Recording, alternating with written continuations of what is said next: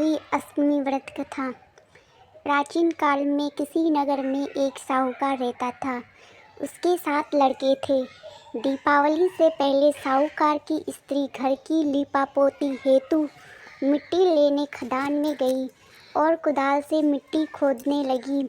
देवयोग से उसी जगह एक सेह की मान थी। सहसा उस स्त्री के हाथ से कुदाल बच्चे को लग गई, जिससे सेह का बच्चा तत्काल मर गया। अपने हाथ से हुई हत्या को लेकर साहूकार की पत्नी को बहुत दुख हुआ, परंतु अब क्या हो सकता था। वह शोकाकुल पश्चात करती हुई अपने घर लौट आई। कुछ दिनों बाद उसका बेटा का निधन हो गया, फिर अकस्मात दूसरा, तीसरा और इस प्रकार वर्ष भर में उसके सभी बेटे मर गए।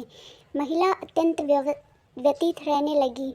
एक दिन उसने अपने आस पड़ोस की महिलाओं को विलाप करते हुए बताया कि उसने जानबूझकर कभी कोई पाप नहीं किया। हाँ, एक बार खदान में मिट्टी खोदते हुए अनजाने में उसके हाथों एक सेह के बच्चे की हत्या अवश्य हुई है और तत्पश्चात उसके सातों बेटों की मृत्यु हो गई।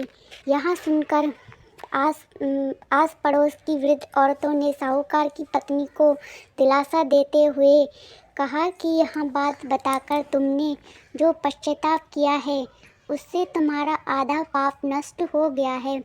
तुम उसी अष्टमी को भगवती माता की शरण लेकर सेह और सेह के बच्चों का चित्र बनाकर उनकी आराधना करो और क्षमा याचना करो। ईश्वर की कृपा से तुम्हारा पाप धुल जाएगा। साहूकार की पत्नी ने वृद्ध महिलाओं की बात मानकर कार्तिक मास की कृष्ण पक्ष की अष्टमी को उपवास व पूजा याचना की। वह हर वर्ष नियमित रूप से ऐसा करने लगी। तत्पश्चात उसे 7 पुत्र रत्नों की प्राप्ति हुई। तभी से अहोई व्रत की परंपरा प्रचलित हो गई। जय अहोई माता की जय। ओम नमः शिवाय।